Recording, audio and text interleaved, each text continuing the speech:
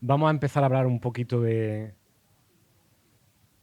qué hemos aprendido los que ya llevamos unas décadas haciendo este tipo de trabajo, qué cositas hemos aprendido y en el contexto de las elecciones europeas, de vuestro trabajo, de vuestra visión y vuestras pasiones, cómo puede todo ir dando un poquito de sentido. Si pensamos en los próximos 3 o 4 meses, hasta el 9 de junio, ¿cuál es la emoción dominante que tenéis? Una palabra, 2 palabras. ¿Quién me dice? Expectación, incertidumbre, curiosidad, esperanza, peligro. Wow. ¿Eh? ¿Veis, no? Bien. Realmente, una de las primeras cosas que aprendí cuando empecé a ser activista, porque yo vengo del mundo del derecho, creo que también aquí hay algunas personas que vienen del mundo del derecho, relaciones internacionales, es que yo venía mucho del mundo de la lógica racional, de estudiar las leyes, los principios, y cuando entré en el mundo de la vida real, de cómo se cambian las cosas, de qué pasa, y lo estábamos viendo en la charla de antes, el tema emocional pasa a ocupar casi el papel fundamental, ¿no? Y quiero que tengáis en cuenta eso, que no vengo aquí a hablaros desde una óptica de la academia, esto es lo que hemos aprendido, somos los más listos, ¿no? Sino que nos metamos en un viaje que es un viaje de exploración, ¿no? No sé si lo ves eso que sale o... Vale, muy bien. Yo nací en Granada, ahora saldrá una diapositiva, y como muchas personas de provincias, acabé estudiando lo que en ese momento parecía que podía darme algo de salida, y era derecho. Pero no muy convencido, la verdad, con poca pasión, y eventualmente di el salto, me fui a Inglaterra a redescubrirme. Ya puedes pasar a la siguiente, sí. Eh, y pasando de allí, pues me fui a Inglaterra, buen tiempo de allí, y entré en un modo de mucha exploración aquí, ¿verdad? Esta de aquí, vale. Eh, y empecé a conectar con gente que estaba trabajando a nivel de comunidad, con gente con discapacidades mentales y de aprendizaje, con gente anciana y también con muchos proyectos de gente joven. Yo tendría unos 30 años o por ahí, o sea que... Y eventualmente, como persona que había estudiado Derecho y estaba muy interesada en derechos humanos, empecé a trabajar para ONGs y entré muy directo, a pesar de ser una persona como con tema lógico, racional, me empezó a molar mucho el tema de campaña un poco gamberras, ¿no? Esto trabajamos en Oxfam con Colin Firth, el actor, y era sobre el tema del comercio justo y hacer campañas que podrían menear el tema, ¿no? Cuento estas cosas porque para que veáis que casi es un trabajo divertido y encima te pueden pagar por ello. Después, cuando años más tarde me llamaron desde una organización muy nueva, Abad, una comunidad ciudadana global que estaba empezando en ese momento, y me uní a ellos. Y la idea era utilizar la revolución que estaba pasando con Internet ya hace 15 años en el mundo del activismo y de la movilización para aprovechar la tecnología y trabajar en torno a causas. En este caso era contra la caza de ballenas, la caza comercial y toda la pesca comercial de ballenas. Y aquí me vi de la noche a la mañana yendo a reuniones internacionales, entregando voces ciudadanas. Este es el que era ministro de Medio Ambiente australiano, trabajando con gobiernos, moviéndonos allí, ¿no? Y haciendo cosas divertidas. El que veis debajo de la ballena, que no se ve, pero era yo, que no encontramos a ningún voluntario para que hiciese de ballena, entonces yo hice de portavoz y después me salí de ser portavoz y me metí debajo de la ballena. Eh, Llegó Obama, o sea que fíjate, el tiempo va pasando, ¿no? Eran momentos donde pensaba, wow, entre el Internet, el tema, el mundo parece que está caminando hacia una situación de esperanza, ¿no? Cada vez más países con democracia, pero desde entonces sabemos que han pasado una serie de eventos que han puesto un poco más todo en peligro, ¿no? En el proceso hemos trabajado con grandes movilizaciones, no solo de ciudadanía en torno a Internet, sino movilizaciones reales. Esto es en Birmania, los monjes que se rebelaron contra un poco el régimen tiránico y de alguna manera la comunidad global ciudadana pudo apoyarles en algunas cosas. Hemos trabajado con comunidades indígenas también a nivel de movilización, de grupos, de llevar sus voces a cumbres de Naciones Unidas. Y hemos trabajado con comunidades pequeñitas. Esta es mi campaña favorita porque un día nos llamaron de Argentina, este pueblo se llama Malvinas Argentinas, y les iban a construir una fábrica gigantesca de semillas genéticamente modificadas. Y el tema es que todo eso lleva alrededor el uso y el abuso de pesticidas. Entonces ya había casos de salud importantes allí, la comunidad se puso en contacto con nosotros y logramos hacer una campaña global que era simplemente dirigida a ayudarles a parar la construcción de esa fábrica. Bueno, ellos hicieron de todo, desobediencia civil, se hicieron informes chulísimos. Este se presentó para ser el alcalde de las elecciones y aunque él quedó el segundo, su hermano, que está aquí detrás, un chavalín, 5 años más tarde, ahora es el alcalde de la ciudad, ¿no? Entonces, de alguna manera, no era solamente ganar una campaña en un momento, sino era crear comunidad, construir ese tejido de movilización y de conciencia. Cosas que he aprendido y vamos moviéndonos. Avísame cuando queden 20 minutos o así, ¿vale? Alguien hablaba de curiosidad, ¿verdad? ¿Ha sido por aquí? ¿Quién no? Tú. Para mí, si hubiera solamente una cosa que os puedo decir de qué se puede hacer y cómo ir adelante en una carrera y llevarla con buen ánimo y sin quemarse, es abrazar la curiosidad, ¿no? ¿Cuánta gente en los últimos meses ha encontrado una nueva cosa que le ha hecho, digo, oye, esto me interesa, estoy curioso, y de alguna manera ha sido una puerta de entrada a algo transformador en tu vida, en tu trabajo, lo que sea, ¿no? A veces algo tecnológico, a veces decir, uy, voy a ver algo que nunca he visto. Yo, por ejemplo, os confieso que hace 3 meses descubrí a Zetangana, a mis años. Y fue porque mi hijo de 11 años dice, papá, ¿puedo poner una canción en el coche? Y me puso una de estas y digo, wow. Y digo, coño, no está mal. Me he visto el documental que acaba de empezar, me he estado viendo todos los vídeos de YouTube. Y hay algo sobre la curiosidad, aparte de la música de tal, pero cómo explorar dónde están los temas, ¿no? Entonces, y al abrazar con curiosidad, escuchar con profundidad, ¿no? La charla de antes es increíblemente útil, decir, a veces decimos, la gente no quiere votar o está cabreada o tal, pero estamos realmente escuchando a la gente, ¿no? No solo en redes sociales con lo que cada uno pone de pose y las fotos y el cabreo que saca, sino el sentarnos y decir, oye, uno de los proyectos que hicimos también que me moló mucho, hace unos años en Francia estaba la subida de la extrema derecha, sobre todo la más radical, y yo iba a hablar con la gente y todo el mundo estaba, hay que combatirlos, hay que no sé cuánto. Y hubo un periodista de investigación que nos dijo, llevo un año yendo por todo Francia, sentándome a hablar con la gente que va a votar a la extrema derecha, para escuchar por qué lleva tal. Y realmente, y después hice un libro cómic con todas las historias.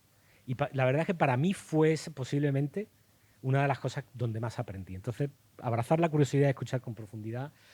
Y se hace a través de todo. El estar atento a un poco a lo que te dicen las encuestas, pues, sin creérnoslas muchas, porque las encuestas tienen el valor que sabemos que tienen, pero bueno, sobre qué es lo que interesa a la ciudadanía europea, a los jóvenes españoles, tema de machismo, violencia, cómo va cambiando un poco la opinión pública. Yo creo que es interesante hacer eso. También hay un tema, estos son mensajes que nosotros, a través de una compañía que colaboró con nosotros, en el 2019 hicimos una serie de tests, de pruebas con mensajes que se hacen estas compañías de encuestas que van y dicen, bueno, y para elegir nuestros grandes eslogans hicimos una serie de tests. Por ejemplo, los que mejores funcionaron en el 2019 para las elecciones europeas era decir, nuestra democracia está en juego, yo sí voto, voto por las personas y la planeta no, el planeta. Al día siguiente tal vez sea tarde. Yo sí voto. Revolución climática, vota por una revolución climática. Y para los más jóvenes, el tema de derechos humanos, el elegir, fue importante.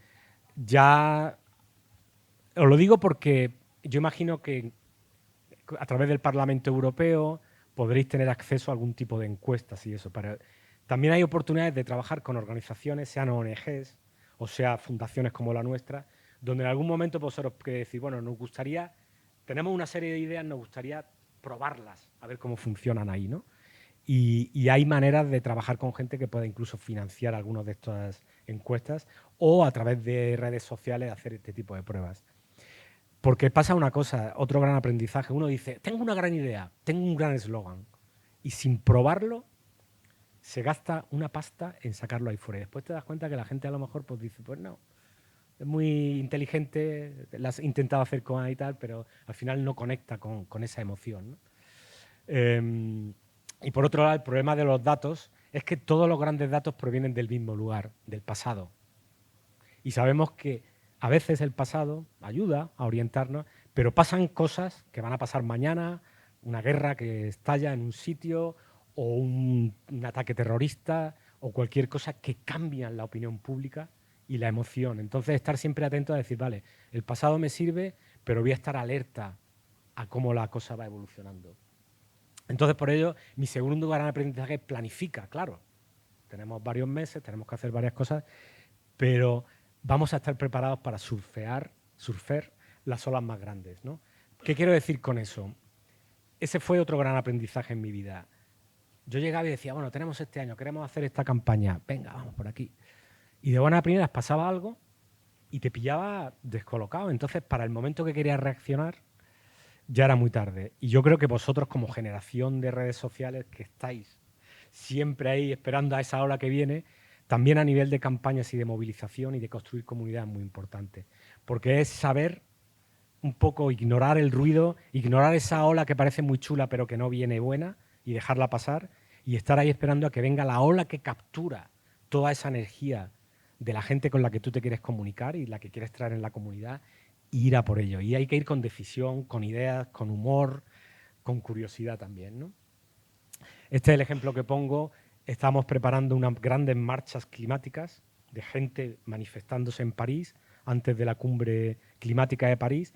Y esa semana, a 2 calles de donde teníamos el hotel con el equipo nuestro, fue el famoso atentado terrorista en la discoteca famosa en París.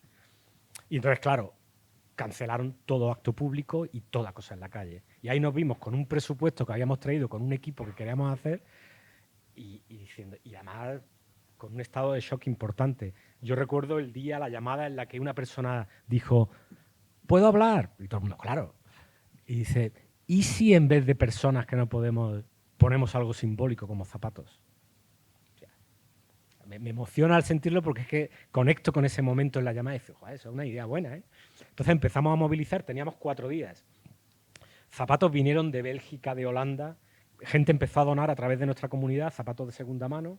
Fuimos a tiendas también de segunda mano que nos dieron zapatos hasta que conseguimos bastantes miles de pares y pusimos toda una plaza. ¿Y qué pasó? Que aunque la gente no estaba, pero los medios de comunicación cubrieron el evento como una gran manifestación de que la gente quería un tratado climático ambicioso. Y eso fue surfear una ola importante. Yo, sinceramente, lo que pasó el verano pasado en España es que esta pancarta generó un tsunami en todos los niveles, más allá del partido que sea, a favor, en contra, en la mitad, que determinó la gran batalla electoral se produjo en torno a esta pancarta. La gente, yo conozco gente que ha dicho, nosotros habíamos preparado un evento aquí, habíamos preparado tal, partido político iban a hacer todo, pero al final, donde vino la energía, vino en torno a eso. Y de hecho, la prensa durante 2 semanas no paró de hablar de la guerra de las lonas, ¿no? Si recordáis. Esa otra gran ola que si uno sabe saltar a ella dentro de tu mandato, puede funcionar. Tercer aprendizaje, tener el coraje y la determinación de decir que no.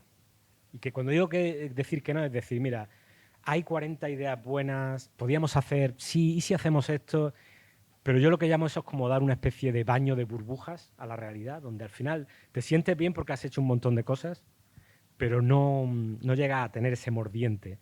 Yo por eso muchas veces digo, cuando te planteas decir, bueno, ¿cuál es la idea que es la bomba? Si tengo que poner toda mi carne en el asador, esa es la idea. Después puedes hacer otras cosas, pero ir a por una y ese tienes que tener el coraje de decir, oye, mira, tu idea es muy buena, pero aquí no. O eso lo podríamos hacer, pero creo que no, ¿no?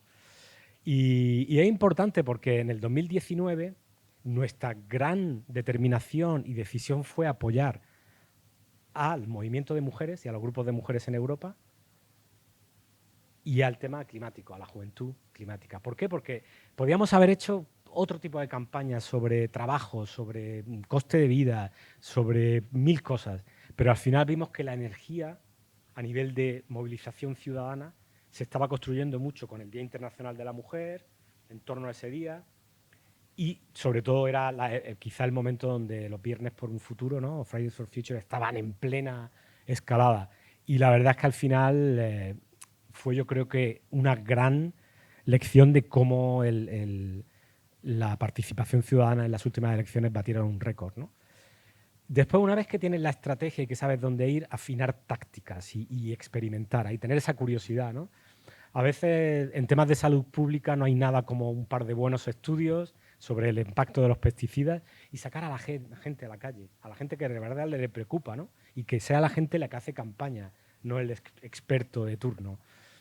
O en este caso, como también poder hacer alianzas con gente. En este caso hicimos alianzas con apicultores en toda Europa, también por un tema de pesticidas, ¿no? No solo eran los típicos activistas que van a decirte, sino que había gente científica, había apicultores que decían, no, es que estos pesticidas están destruyendo el medio ambiente.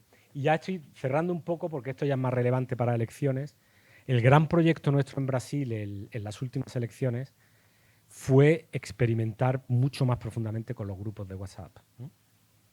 Y sobre todo porque el anterior presidente, en las anteriores elecciones, había sido un maestro con su equipo, un maestro de movilización a través de grupos de WhatsApp. Entonces dijimos, nosotros tenemos una comunidad grande, vamos a darle una oportunidad. Y la verdad es que fue un proyecto impresionante como aprendizaje también. Se crearon grupos donde la gente se autoseleccionaba y se unía a los grupos que le interesaban, ¿no? Para compartir contenido, tener charlas sobre el tema de las elecciones. Y estos fueron los 4 grupos más potentes que trajeron miles de personas y generaron mucho contenido ahí fuera. Guardianes de la democracia contra la desinformación y discursos de odio. Había una gente que decía anticorrupción, la corrupción parece que es endémica, nunca se va, cualquier gobierno que llega hay corrupción, vamos a trabajar sobre eso. Evangélicos moderados, que era toda esa parte que ha sido gran parte en Brasil y yo creo que en Estados Unidos del cambio de orientación político. Y esto era un grupo que decimos, nosotros tenemos nuestra religión, nuestras prácticas, pero amamos la democracia y no queremos que esto vuelva a ser una dictadura militar, ¿no? Y este que fue el número 1, el Club de las Mujeres Exhaustas. Y lo hicieron con tono de humor, pero al final se convirtió en un grupo donde era increíble. Eran gente que dice, tengo que cuidar a mi madre o tengo 2 hijos, tengo que ir a trabajar, tengo que hacer tal, encima mi pareja espera que yo haga todo eso, ¿no? Y encima tengo que ser una ciudadana activa. Y se juntaron un poco para hacer piña. Chulísimo, ¿no? Ellos mismos se hicieron sus propios diseños para todo, ¿no? Y claro, llegamos a construir unos 148, 150 grupos, depende del mes, 17.000 personas, pero lo más importante es que cada día se alcanzaba a través de los contenidos que salían de esos grupos de WhatsApp 500.000 de personas en Brasil casi, ¿no? Y el tema de la viralidad fue increíble y fue hacia Facebook, Twitter, TikTok, WhatsApp Groups, fue bastante potente.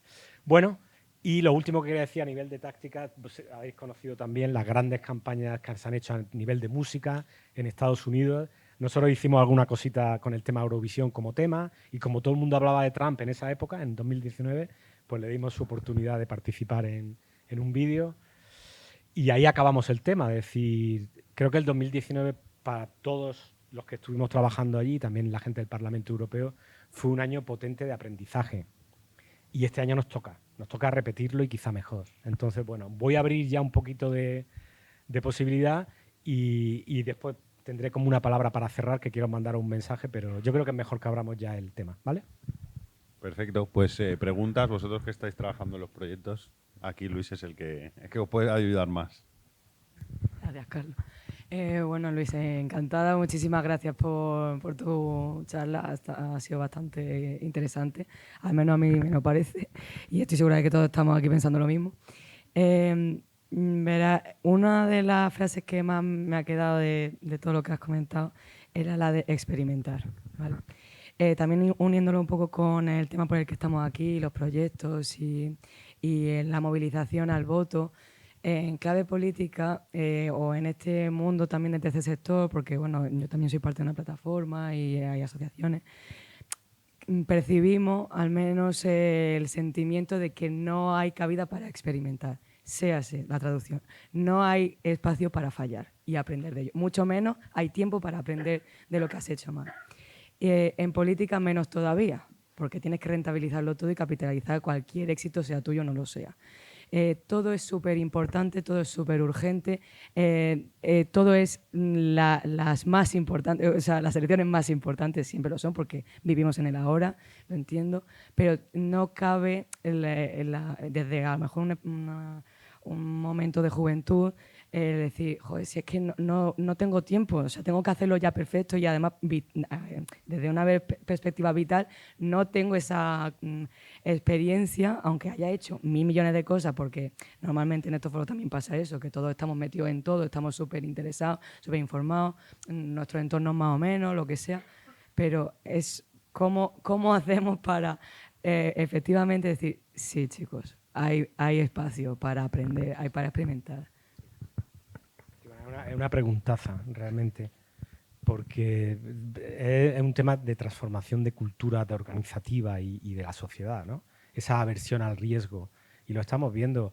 Decir, en una de las citas que he hecho, el libro Alquimia, de Rory Sutherland, él dice, ¿por qué creo que Hillary Clinton, siendo la favorita, perdió con Trump? ¿Y por qué creo que Bolsonaro ganó? ¿Y por qué creo todo esto? Porque los que parecían que iban a ganar se aferraron al libro de instrucciones de siempre, que es decir, yo me voy a mantener aquí, voy a hacer las cosas que creo que han funcionado siempre y tal. Y llega la persona que viene disruptor, que viene a saco, que dice todo tipo de cosas que le interesan, que utiliza nuevas fórmulas y se lleva el gato al agua, ¿no? Entonces yo creo que tenemos que aprender de eso dentro de lo posible. También hay que saber elegir a los aliados y aliadas que estén más por la labor, ¿no?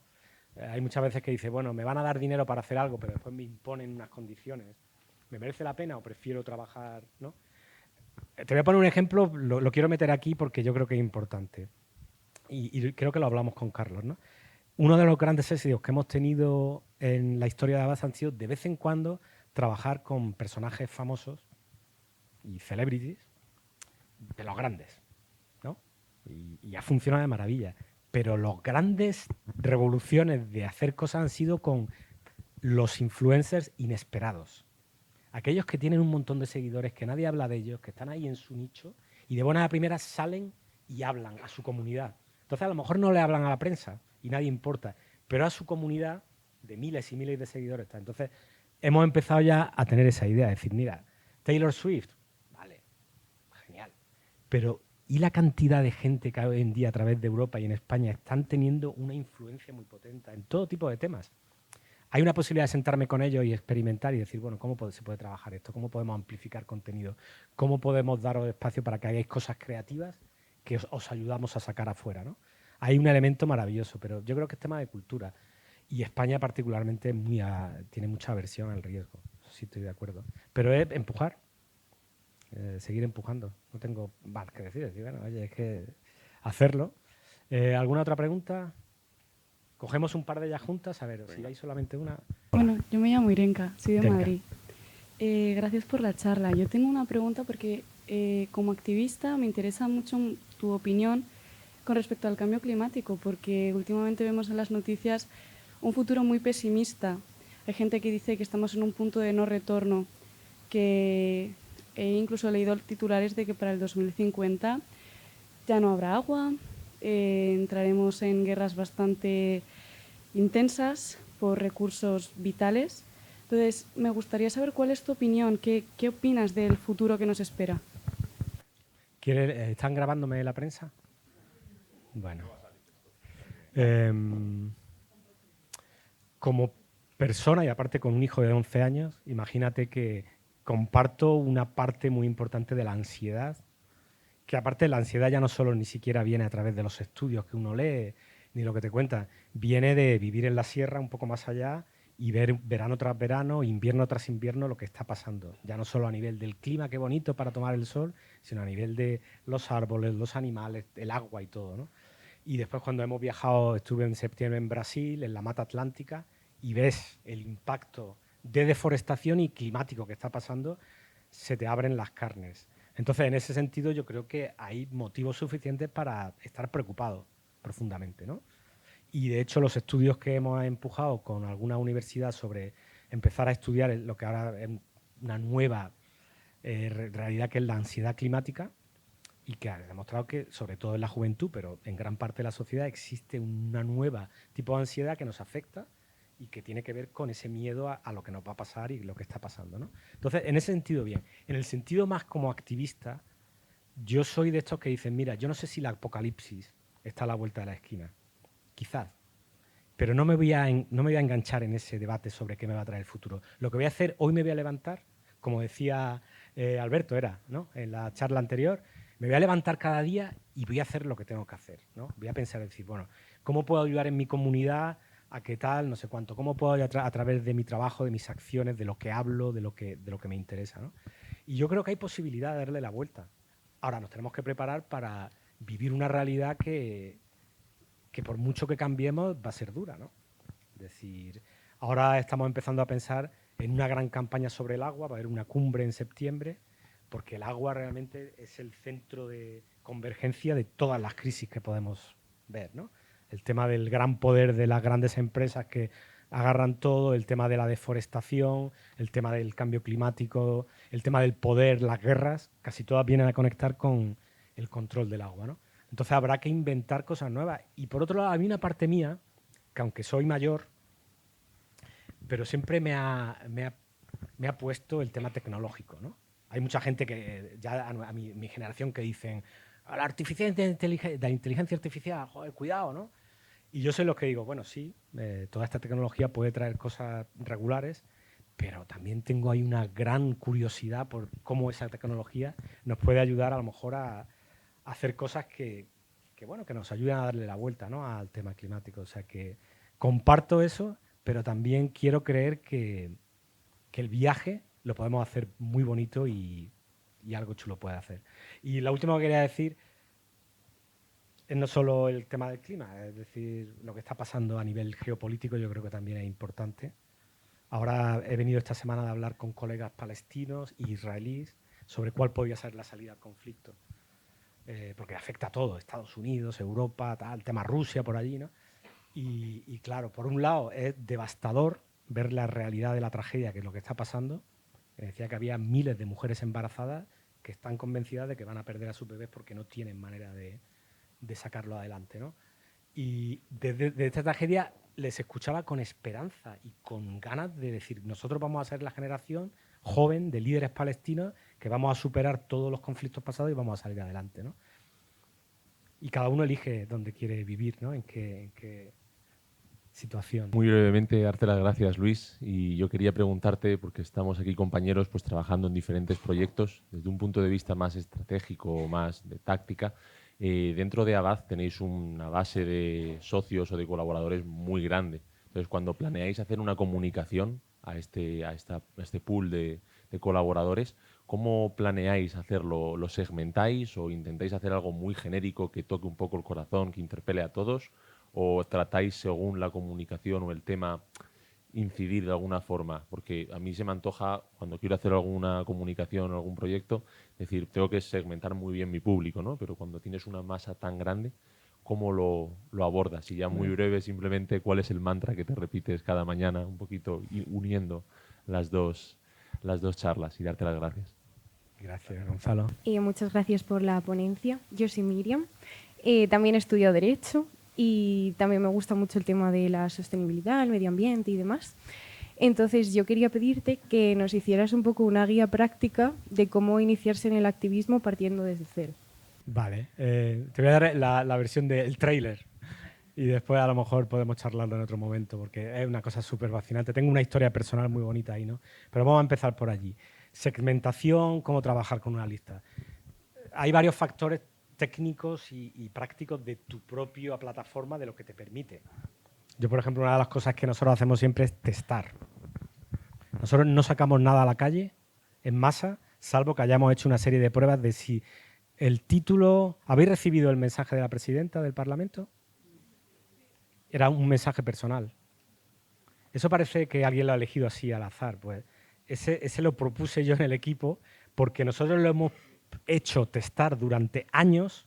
Cuando tenemos una persona de peso político conocida, tal, hacen 1000 títulos del email y están bien, pero si pones un mensaje personal hay algo que la gente dice, lo abro. Porque hay un mensaje para mí. Esa es el típico situación de decir, testar todo lo que puedas, ¿no?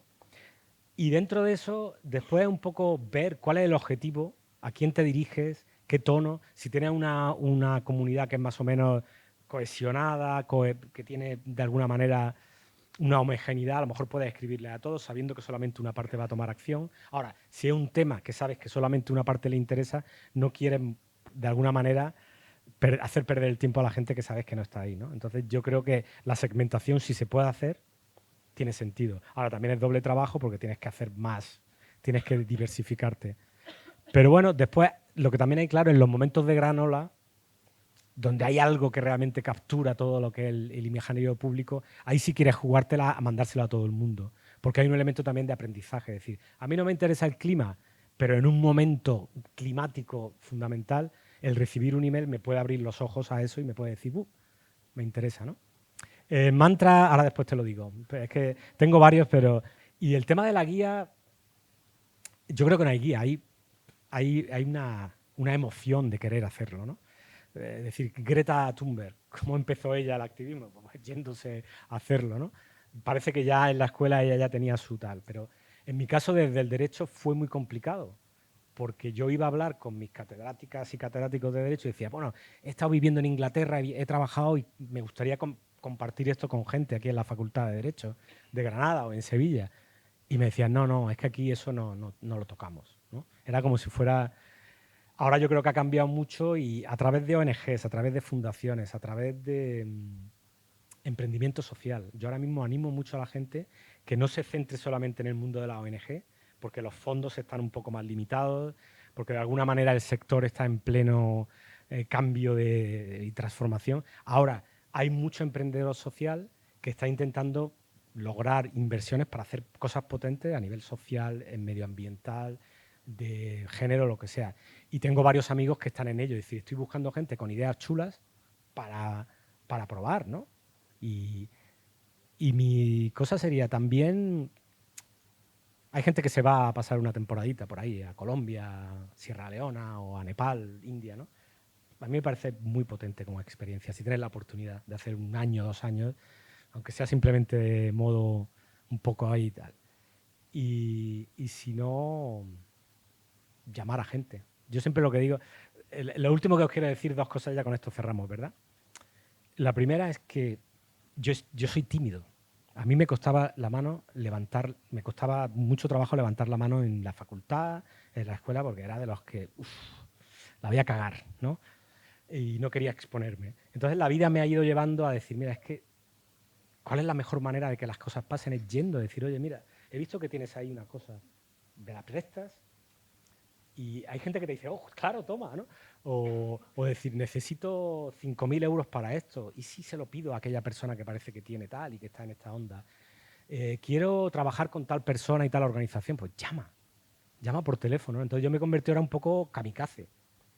Y claro, pasan cosas como decir, oye, que queremos trabajar con...